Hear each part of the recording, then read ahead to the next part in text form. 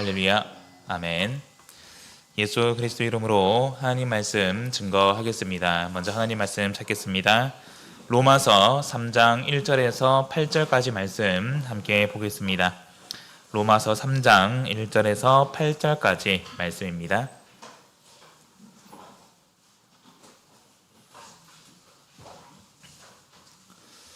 로마서 3장 1절에서 8절까지 말씀 신약 242페이지입니다. 네, 말씀 찾으셨으면 저와 성도님들 한 절씩 나누어서 교독하도록 하겠습니다. 제가 먼저 읽겠습니다. 로마서 3장 1절. 그런즉 유대인의 나음이 무엇이며 할례의 유익이 무엇이뇨?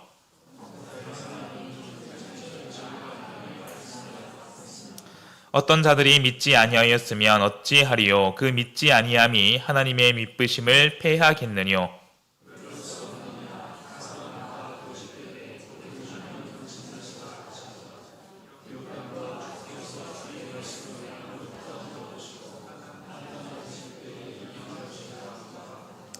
그러나 우리 불의가 하나님의 의를 드러내게 하면 무슨 말하리요?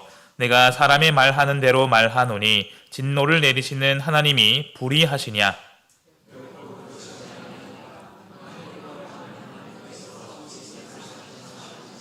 그러나 나의 거짓말로 하나님의 참되심이 더 풍성하여 그의 영광이 되었으면 어찌 나도 죄인처럼 심판을 받으리요? 또는 그러면 선을 이루기 위하여 악을 행하자 하지 않겠느냐? 어떤 이들이 이렇게 비방하여 우리가 이런 말을 한다고 하니 저희가 정죄받는 것이 옳으니라. 아멘.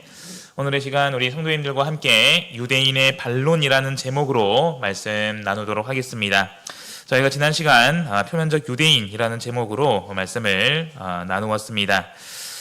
바울은 진정한 유대인은 겉으로 육신의 할례를 받은 표면적 유대인이 아니라 마음의 할례를 받은 이면적 유대인이다 라는 말씀을 나누었습니다. 그래서 여기까지 바울은 남을 쉽게 판단하는 유대인들을 향해 하나님의 공의로우신 판단에 대해서 증거했습니다. 자, 오늘 본문에서 바울은 유대인의 입장에서 나올 법한 각종 반론들을 하나씩 언급하기 시작합니다. 오늘 이 시간 유대인들의 입장에서 어떤 반론이 나올 수 있는지, 또한 바울은 이 반론들을 어떻게 설파해 가는지 살펴보도록 하겠습니다. 자, 먼저 첫 번째 반론을 1절에서 2절 말씀을 통해서 같이 보도록 하겠습니다. 먼저 1절 말씀 함께 읽겠습니다. 시작. 그런즉 유대인의 나음이 무엇이며 할례의 유익이 무엇이뇨? 아멘. 자, 앞서 바울은 하나님의 공의로우신 판단에 대해서 이야기했습니다. 결론적으로 하나님께서는 각 사람에게 행한 대로 보응하신다. 율법 없이 범죄한 이방인은 율법 없이 망하고 율법 있고 범죄한 자는 율법으로 말미암아 심판을 받는다. 그래서 이러한 내용들을 통해서 어떠한 사람들인지 하나님의 판단 앞에서 피할 수 없다라고 했었죠. 자, 그렇다면 유대인의 입장에서는 이렇게 생각할 수 있다라는 것입니다. 아니, 결국 하나님께서 각 사람에게 행한 대로 보응하신다면, 그리고 마음의 할례를 받는 자가 진정한 유대인이라면 우리가 지금 유대인이라서 나은 것이 뭐가 있느냐, 내가 육신적으로 할례 받은 것이 무엇이 어떤 유익이 있느냐라는 것입니다. 유대인의 관념에서 자신들은 하나님의 택함을 받은 선민이지 않습니까? 자, 아브라함은 하나님의 부르심을 받아 믿음의 조상이자 열국의 아비가 되었고요. 그로부터 이스라엘이, 또한 그로부터 유대인이 나오게 되었습니다. 반면에 이방인은 하나님의 택하심을 받지 못했었죠. 그들은 할례도 받지 않았고요. 하나님께 받은 율법도 없습니다. 자, 그런데 이제 바울은 계속해서 유대인이든지 이방인이든지 하나님 앞에서는 똑같이 공의롭게 심판받는다라고 말하지 않았습니까? 자, 그렇다면 대체 내가 유대인이라서 우리가 나은 게 뭐가 있냐라고 반론할 수 있다는 것입니다. 오늘 본문의 독특한 점은 다 바울이 얘기하는 거죠. 그런데 유대인의 입장에서 이런 반론이 나올 수 있다. 그래서 바울이 먼저 이러한 반론의 내용을 언급하고요. 그 반론에 대해서 이제 변론하는 것을 볼 수 있습니다. 자, 그래서 앞서 우리가 첫 번째 반론을 또한 오늘날 우리에게 적용시켜 볼 수 있습니다. 우리는 하나님의 은혜를 따라 부르심 받은 교회의 성도이지 않았습니까? 그런데 내가 교회의 성도가 되었다고 해서 내가 무조건 심판을 면하는 것이 아니죠. 내가 세례를 받고 교회의 성도가 되었다 할지라도 하나님의 자녀답지 않은 거룩한 삶을 살지 않는다면 우리 또한 그 말씀을 기준으로 심판받을 수 있다라는 것입니다. 그러면서 우리 성도 입장에서는 그렇게 생각할 수 있다라는 거죠. 아니 그러면 내가 교회의 성도라서 내가 세례받고 내가 성령 받은 것이 무슨 유익이 있냐라는 것입니다. 자, 그래서 이에 대해서 바울은 2절과 같이 대답을 합니다. 오늘 본문 2절을 같이 읽어보겠습니다. 읽겠습니다. 시작. 범사에 많으니 첫째는 저희가 하나님의 말씀을 맡았음이니라. 아멘. 자, 유대인 입장에서는 우리가 유대인이라서 우리가 할례 받아서 뭐가 나은 게 있냐, 어떤 유익이 있느냐라고 반론한다면 그런 유익이 범사에 많다라는 것입니다. 자, 그런데 그 많은 유익 중에서 가장 첫째는 무엇입니까? 유대인은 무엇을 맡았습니까? 하나님의 말씀을 맡았다라는 것입니다. 자, 가장 먼저 바울은 하나님의 말씀에 대해서 이야기를 합니다.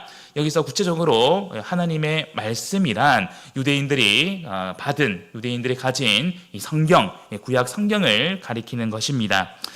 특별히 디모데후서 3장 15절의 말씀을 보시면은 성경은 우리로 하여금 어디에 이르게 하는 지혜가 있습니까? 구원에 이르게 하는 지혜가 있다라는 것입니다. 자, 그래서 디모데후서 3장 15절에서 이렇게 증거하고 있지 않습니까? 성경은 능히 너로 하여금 그리스도 예수 안에 있는 믿음으로 말미암아 구원에 이르는 지혜가 있게 하느니라. 자, 여기서 우리가 주목할 표현은 구원에 이르는 지혜라는 것입니다. 쉽게 말해서 우리가 받은 하나님의 말씀은 구원에 이르는 지혜라는 거죠. 이것을 달리 표현한다면 우리가 하나님의 말씀을 받았다고 해서 구원이 확정된 것이 아니다라는 것입니다. 자, 오늘 본문에서 유대인들은 하나님의 은혜로 하나님의 백성으로 인정받고요. 하나님의 말씀인 율법을 받지 않았습니까? 성경을 받았죠. 자, 그런데 그것이 끝이 아니다라는 것입니다. 말씀은 우리 삶의 기준이지 않습니까? 그래서 은혜로 그 말씀을 받았다면 그 말씀대로 살아가야 된다는 것입니다. 우리에게 어떤 지혜가 있는데 그 지혜를 삶 속에서 적용하지 않으면, 실천하지 않으면 의미가 없다라는 것입니다. 그래서 우리가 그 말씀을 따라서 세례받고요, 성령 받고요, 성령을 의지해서 더욱 힘써서 말씀에 합당한 그런 삶을 살아야 되지 않습니까? 그런 삶을 하루하루 살아갈 때 우리의 발걸음이 구원으로 한 걸음 한 걸음 나아갈 수 있다라는 것입니다. 자, 그래서 이런 측면에서 유대인들은 어떤 삶을 살았습니까? 분명 그들은 말씀을 먼저 받았습니다. 이것은 하나님이 주신 은혜이죠. 그래서 그 말씀을 또 열심히 듣고 열심히 배웁니다. 좀 더 중요한 것은 그들의 삶 속에 정말로 말씀을 실천하고 있느냐, 말씀을 올바로 깨닫고 말씀대로 살아가고 있느냐라는 것입니다. 실상은 그렇지 않다라는 것이죠. 겉으로 보면은 정말 말씀대로 잘 살아가는 것 같지만 그 속에는 율법의 말씀의 핵심인 사랑이 없고요. 정작 사랑이 필요한 주변의 많은 어려운 사람들을 외면하고 그들을 정죄하고 있다라는 것입니다. 그래서 특별히 이런 일에 선두에 있는 바리새인, 서기관 이런 사람들을 향해서 예수님은 외식하는 자들아, 그들의 위선적인 그런 가짜 신앙을 책망하지 않았습니까? 자, 그래서 오늘날 우리 역시 마찬가지이다라는 것입니다. 우리는 하나님의 은혜로 먼저 말씀을 받았습니다. 그러면 그것이 끝이 아니다라는 것입니다. 그 말씀을 가진 것이, 말씀을 먼저 가진 것이 마치 특권인 것처럼 우리에게만 있는 것처럼 여길 것이 아니라 우리가 가장 먼저 그 말씀을 올바로 깨닫고 말씀대로 살아가기에 힘써야 된다라는 것입니다. 자, 그리고 계속해서 말씀을 보시면은 자, 유대인들은 말씀을 먼저 받았습니다. 그것이 그들의 유익이죠. 그런데 2절 말씀을 자세히 보시면은 정확히는 하나님의 말씀을 어떻게 했다라고 표현하고 있습니까? 맡았다라고 표현을 하고 있습니다. 네, 맡았다. 이 맡았다라는 말을 원어로 찾아보면은 믿다, 의지하다, 순종하다, 그리고 위탁하다라는 뜻이 있습니다. 위탁하다. 위탁하다가 맡기다라는 뜻이죠. 자, 그래서 이 단어를 성경에서 찾아보면은 대개는 믿다라는 의미로 많이 사용을 합니다. 자, 그런데 오늘 본문에서는 특별히 위탁하다, 맡기다라는 의미로 쓰이는 것을 볼 수 있는데요. 같은 용례로 찾아보면은 데살로니가 전서 2장 4절을 우리가 찾아볼 수 있습니다. 이 말씀 찾아보겠습니다. 데살로니가 전서 2장 4절의 말씀입니다. 데살로니가 전서 2장 4절 말씀입니다. 데살로니가 전서 2장 4절 찾으셨으면 같이 읽겠습니다. 읽겠습니다. 시작. 오직 하나님의 옳게 여기심을 입어 복음 전할 부탁을 받았으니 우리가 이와 같이 말하면 사람을 기쁘게 하려 함이 아니요 오직 우리 마음을 감찰하시는 하나님을 기쁘시게 하려 함이라. 아멘. 자, 여기서 말씀을 보시면은 부탁을 받았다라는 표현이 나오죠. 자, 이 표현이 오늘 본문에서 말하는 맡기다, 맞다라는 것과 같은 단어입니다. 자, 그런데 여기서 데살로니가 전서 2장 4절에서는 어떤 부탁을 받았다라고 말합니까? 복음 전할 부탁을 받았다라고 말하고 있죠.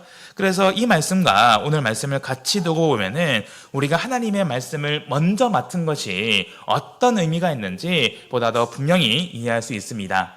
앞서 우리가 말씀을 나눈 것처럼 우리가 하나님의 은혜로 말씀을 먼저 받았다면 그 말씀을 듣고 배우고 올바로 깨달아서 말씀대로 살아가기에 힘써야 됩니다. 그런데 그뿐만 아니라 우리는 하나님의 말씀을 맡은 자이다라는 것입니다. 하나님의 말씀을 맡았다라는 것은 동시에 이 말씀을 어떻게 해야 된다는 것입니까? 전해야 한다라는 것입니다. 복음 전할 부탁을 받았다라고 하지 않았습니까? 네. 자, 그래서 우리가 말씀을 맡았다면 이 말씀을 세상 많은 사람에게 하나님의 말씀을 모르는 하나님의 말씀을 듣고도 깨닫지 못하는 많은 사람에게 이 말씀을 힘써 전해야 된다라는 것입니다. 그래서 우리가 마태복음 25장의 달란트의 비유를 생각을 해보시면은 주인이 타국에 갈 때에 세 종에게 각각의 달란트를 맡기지 않습니까?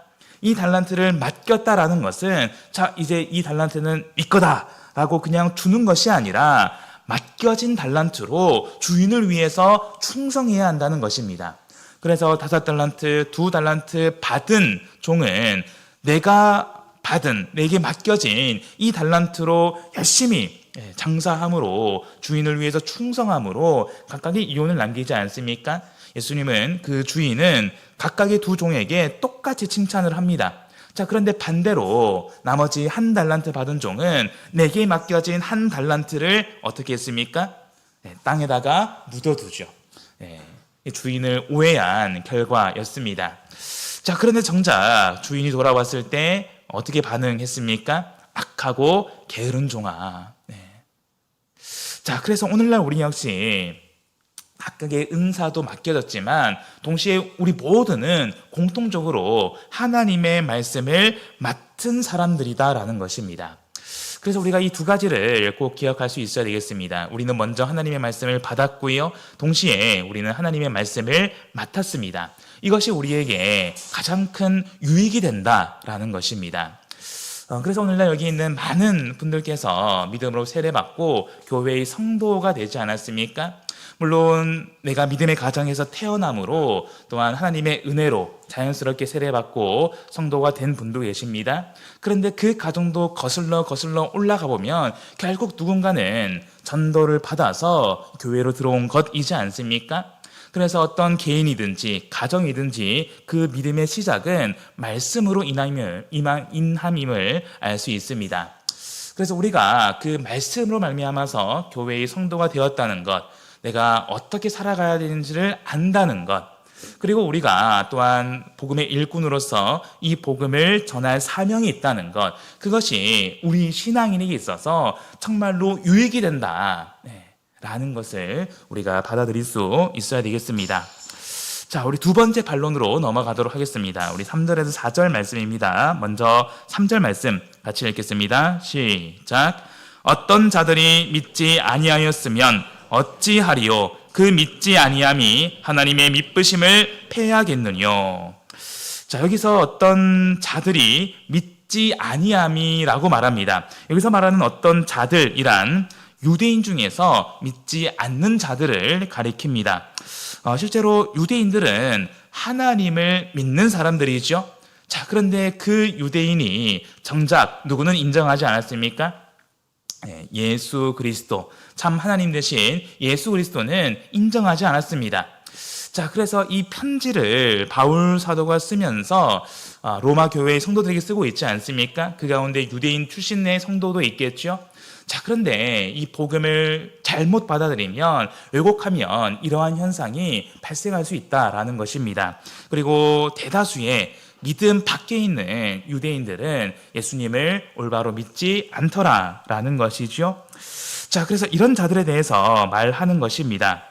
자, 그리고 여기서 3절의 말씀을 계속 보시면은 어떤 자들이 믿지 아니하였으면 어찌하겠는가? 그 믿지 아니함이 하나님의 미쁘심을 패하겠느냐? 자, 여기서 미쁘심이라는 단어가 나옵니다.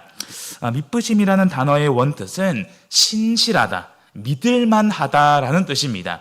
이것을 개역 한글에서는 순수 한글로 이제 미쁘다라고 표현을 하는데요. 미쁘다, 쉽게 말해서 믿을만하다라는 것입니다. 그래서 성경의 말씀을 보시면은 종종 하나님의 어떤 성품을 두고 하나님은 미쁘시다, 하나님은 신실하시다라는 표현을 우리가 종종 볼 수 있습니다. 그 말의 의미가 결국 무엇이라는 것입니까? 하나님은 믿을만한 분이라는 것입니다. 자, 그러면 왜 하나님을 두고 믿을만하다라고 말할 수 있는가? 그것은 하나님은 당신이 말씀하신 약속을 반드시 이루시는 분이기 때문입니다. 네, 우리 말씀 한 구절 찾아보겠습니다. 데살로니가 전서 5장 24절입니다. 데살로니가 전서 5장 24절 말씀. 네, 찾으셨으면 같이 읽겠습니다. 시작. 너희를 부르시는 이는 미쁘시니 그가 또한 이루시리라. 아멘. 자, 여기서도 미쁘시다라고 말하고 있죠. 너희를 부르시는, 우리를 부르시는 하나님은 미쁘시다. 왜? 그는 반드시 약속을 이루시는, 성취하시는 분이기 때문이다. 우리도 삶을 살아가면서 많은 사람과 약속을 합니다. 그런데 어떤 사람은 약속을 해도 꼭 그 약속대로 하지 않아요. 근데 반대로 또 어떤 사람은 약속을 하면 반드시 철저하게 그 약속을 지킵니다. 이럴 때 우리는 두 사람 중에 어떤 사람을 더 믿을만하다라고 말할 수 있습니까? 당연히 후자의, 약속을 잘 지키는 사람을 두고 이 사람은 정말 믿을만해 라고 말하지 않습니까?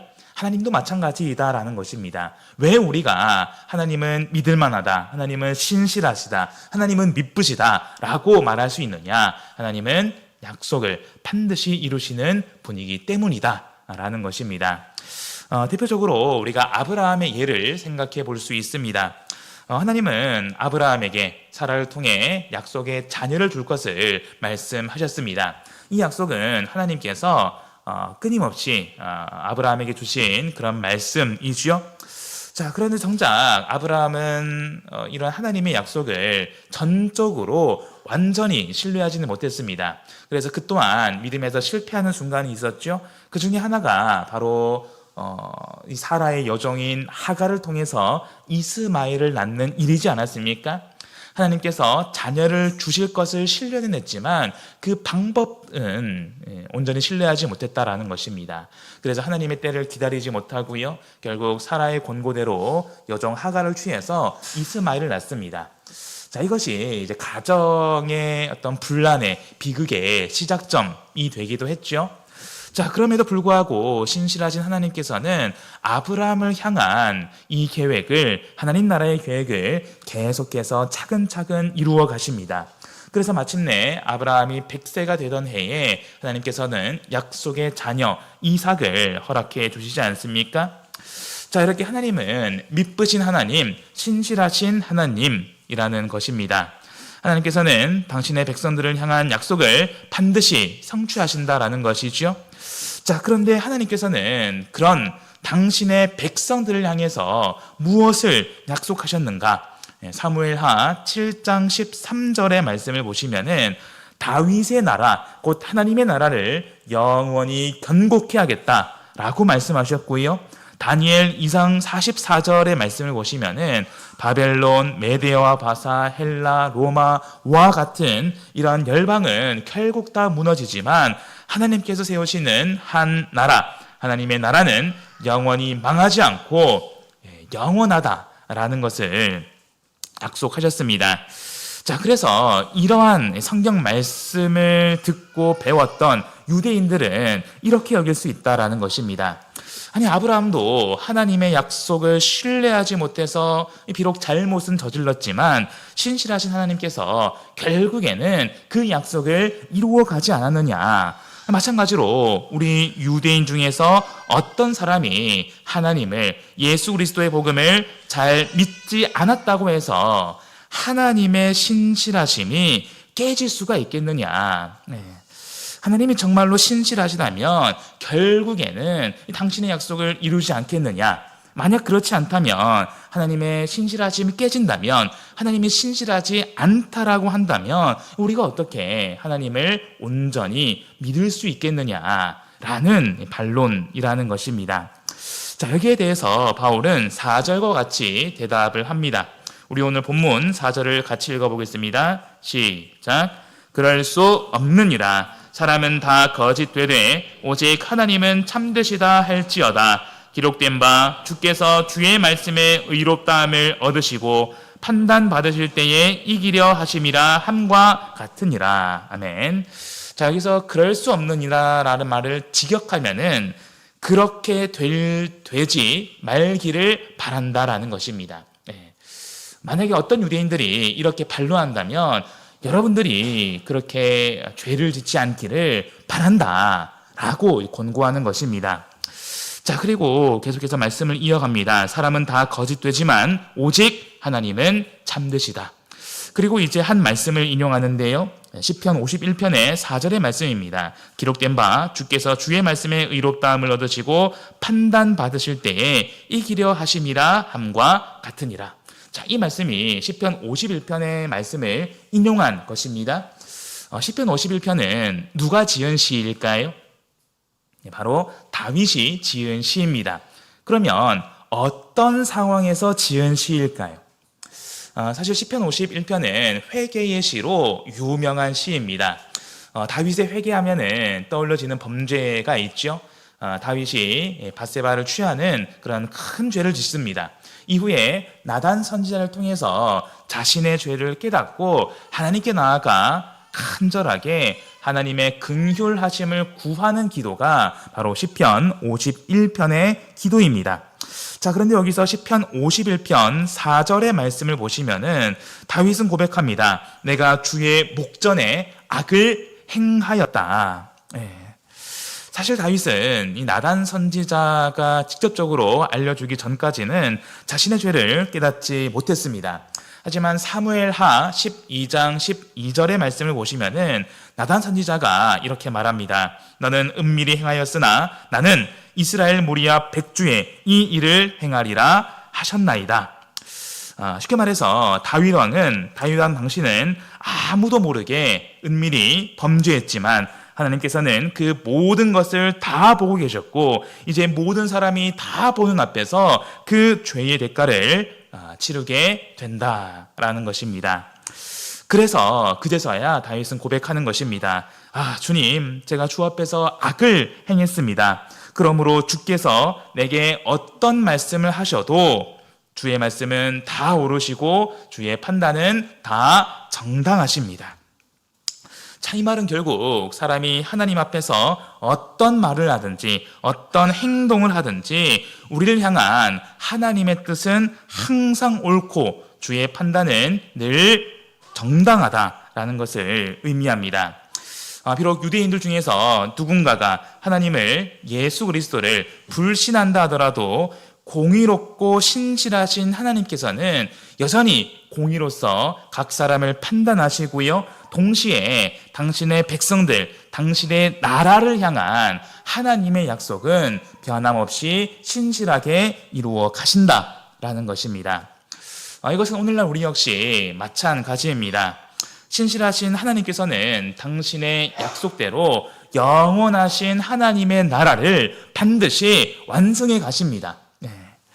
그런데 만약 그 나라의 백성된 내가 하나님을 올바로 믿지 않고요, 믿음 안에서 벗어난다면 어떻게 될까요? 하나님은 분명히 약속하셨는데 그러면 그 나라가 온전히 이루어지지 않을까요? 그렇지 않다라는 것입니다.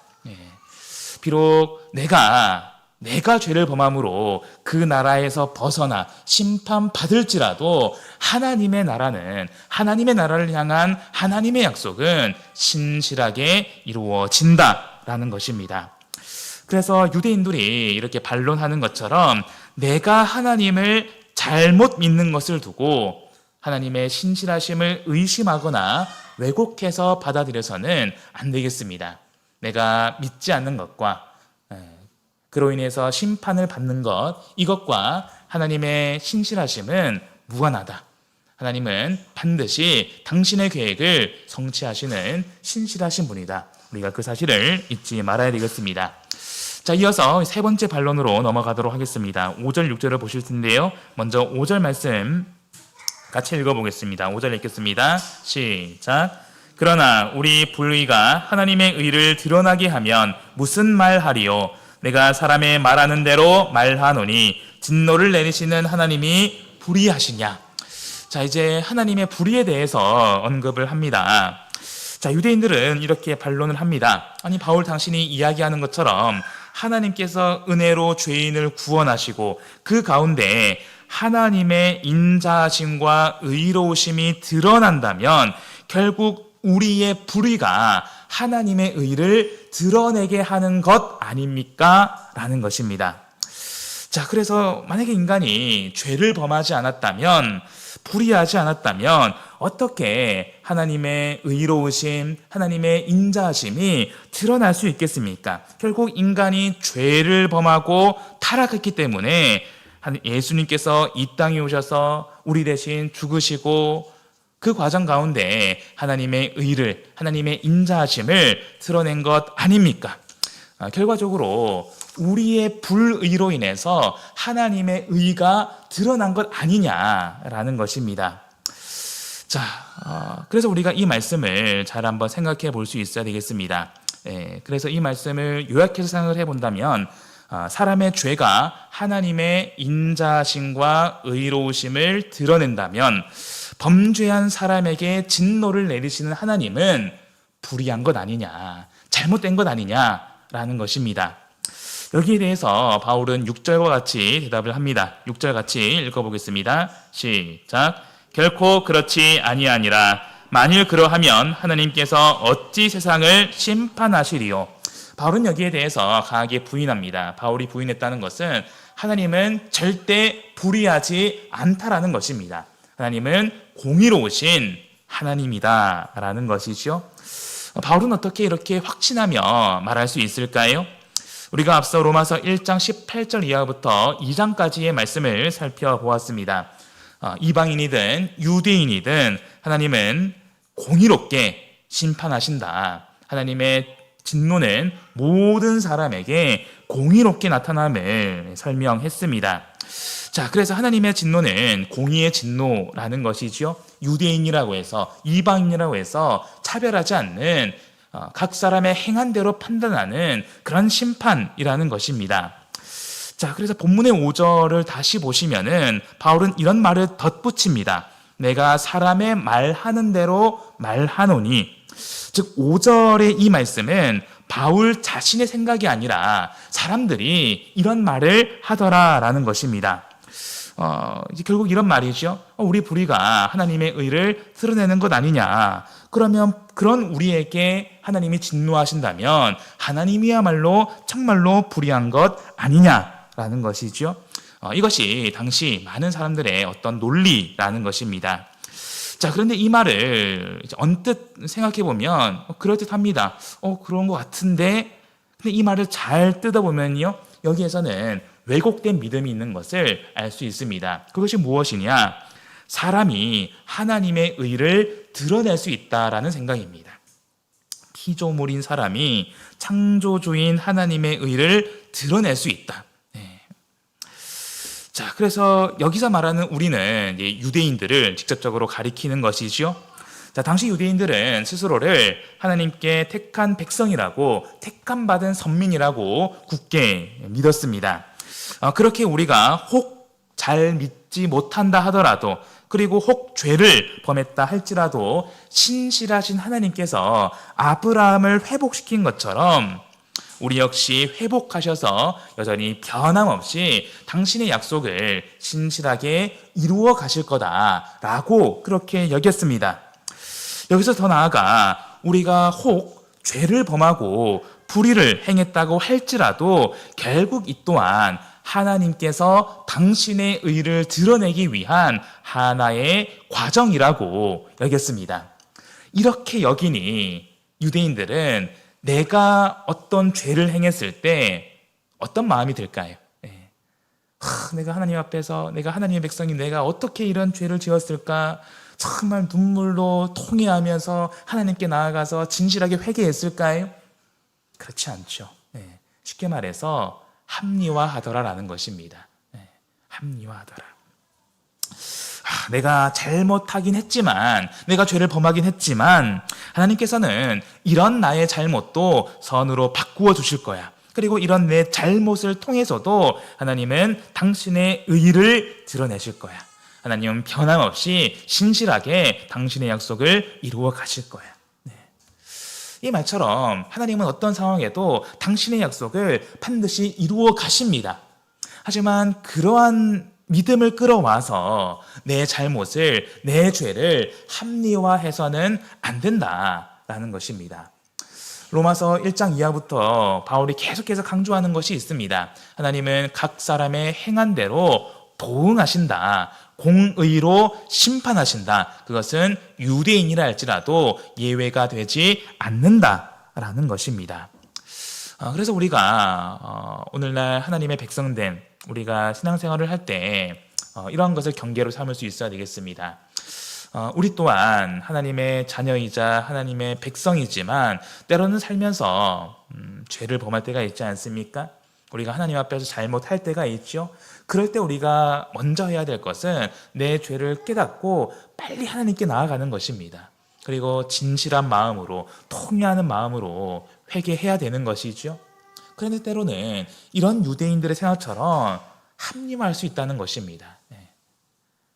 이러이러해서 어쩔 수가 없어서 내가 비록 죄를 범했지만 하나님은 다 알아서 잘 이렇게 해주실 거야. 정작 나는 회개하지 않으면서 그런 왜곡된 믿음이 우리를 잘못된 길로 인도할 수 있다라는 것입니다. 자, 그래서 이런 세 번째 반론에서 파생되는 것이 바로 마지막 네 번째 반론입니다. 자, 우리 7절에서 8절 말씀까지 보실 텐데요. 제가 읽겠습니다. 그러나 나의 거짓말로 하나님의 참되심이 더 풍성하여 그의 영광이 되었으면 어찌 나도 죄인처럼 심판을 받으리요. 또는 그러면 선을 이루기 위하여 악을 행하자 하지 않겠느냐. 자, 여기까지 먼저 보겠습니다. 자, 유대인이 제기할 수 있는 네 번째 반론을 얘기합니다. 이 반론은 세 번째 반론에서 파생되었다라고 말씀을 드렸죠. 쉽게 말하면 내가 거짓말을 해서 하나님께서 더욱 영광 받으신다면 어찌 내가 죄인처럼 심판을 받겠습니까? 또는 그러면 선을 위하여 악을 행하자 하지 않겠습니까? 앞서 세 번째 반론에서 유대인들이 그렇게 반론하지 않습니까? 결국 우리의 불의로 인해서 하나님의 의가 드러나는 것 아니냐. 그렇다면 우리가 악을 행해도 되지 않겠느냐. 우리가 악을 행하더라도 결국 하나님은 그 악을 통해서, 불의를 통해서 하나님이 영광 받으시고 하나님의 의로움이 나타나는 것 아니냐라는 것입니다. 자, 그래서 마지막 8절의 말씀을 중간에 보시면 괄호가 쳐져 있죠. 어떤 이들이 이렇게 비방하여 우리가 이런 말을 한다고 하더라라는 것입니다. 실제로 어떤 사람들은 바울을 향해서, 주의 일꾼들을 향해서 이렇게 말하더라라고 비방한다는 것입니다. 바울은 순수하게 예수 그리스도의 복음을 전했죠. 그런데 그 복음을 어떤 사람들은 잘못 받아들여서 저 바울이 저 어떤 일꾼이 우리 보고 악을 행하자 이렇게 말하더라 라고 아예 없는 말을 만들어내서 일꾼들을 비방하고 있더라라는 것입니다. 자, 그래서 여기에 대해서 바울은 단 한마디로 표현을 합니다. 8절 말씀 마지막 같이 읽어보겠습니다. 8절 읽겠습니다. 시작. 또는 그러면 선을 이루기 위하여 악을 행하자 하지 않겠느냐. 어떤 이들이 이렇게 비방하여 우리가 이런 말을 한다고 하니 저희가 정죄받는 것이 옳으니라. 아멘.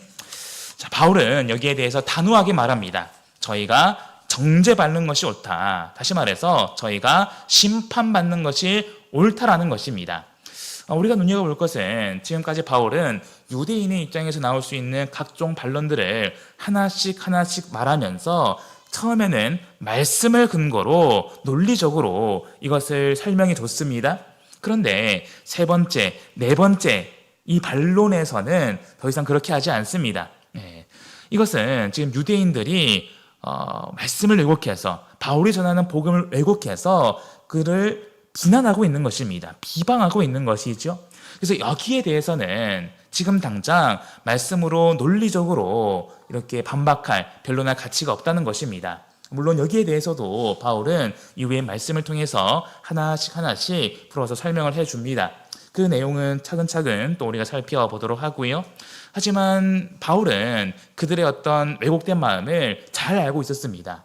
그래서 여기에 대해서는 단호하게 말하는 것입니다. 저희가 정죄받아야 한다. 정죄받는 것이 옳다라는 것입니다.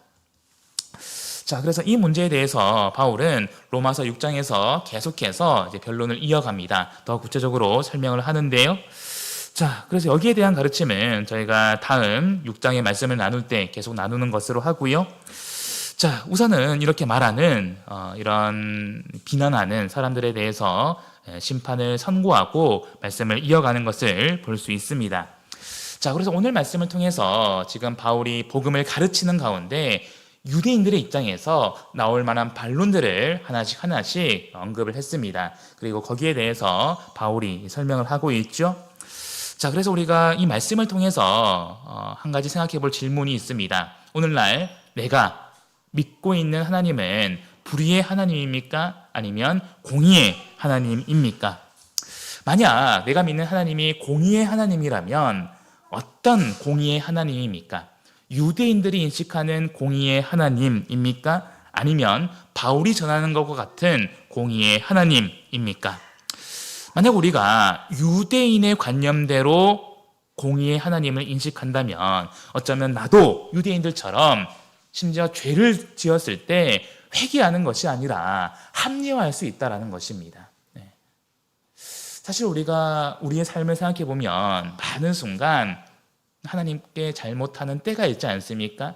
물론 잘못하지 말아야죠. 물론 우리가 말씀을 기준으로 철저하게 거룩한 삶을 추구해야 됩니다. 그럼에도 불구하고 연약한 나의 믿음으로 말미암아서 때로는 하나님께 잘못하고 죄를 짓지 않습니까? 그럴 때 우리가 오늘 말씀을 기억할 수 있어야 된다는 것입니다. 사실 비단 하나님께 뿐만 아니라 우리가 세상을 살면서도 사람과 사람 간의 관계에 있어서도 잘못할 때가 있잖아요. 근데 많은 사람이 잘못할 때 내 잘못을 인정하고 그 사람에게 용서를 구하기보다 합리화할 때가 많습니다. 나는 그럴 수밖에 없었어. 이게 왜?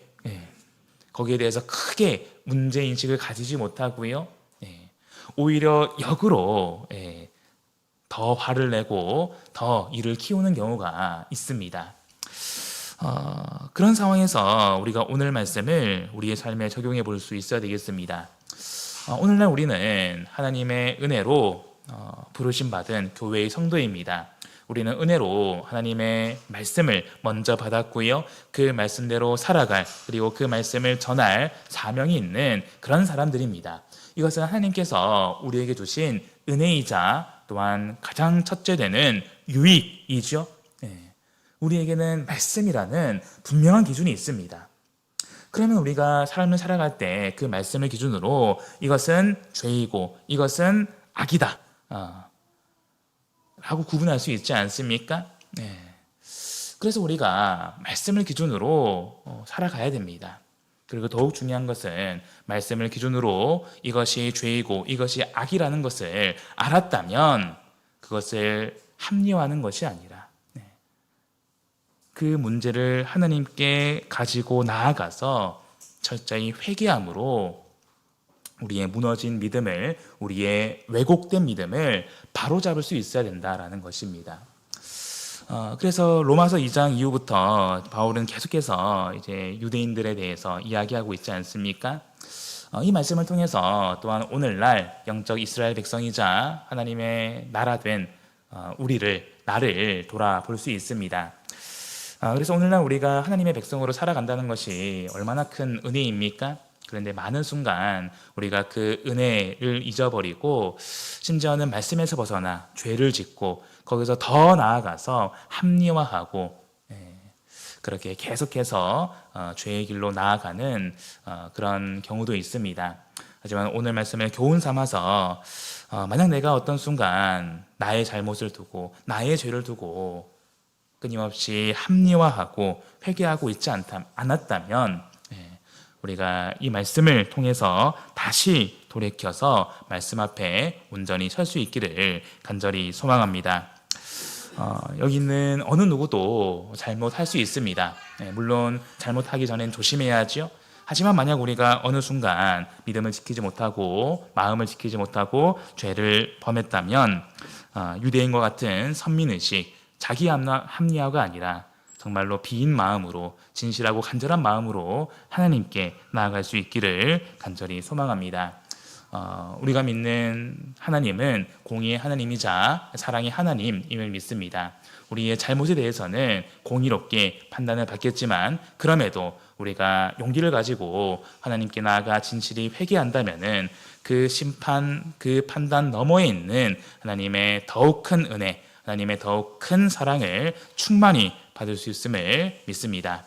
오늘 이 시간 유대인의 입장에서 제시할 수 있는 각종 반론들을 함께 나누어 보았습니다. 바라옵기는 하나님을, 예수 그리스도의 복음을 올바로 이해하고 우리의 믿음을 더욱 굳건히 세워가시는 그런 저와 우리 되기를 예수 그리스도 이름으로 간절히 소망합니다.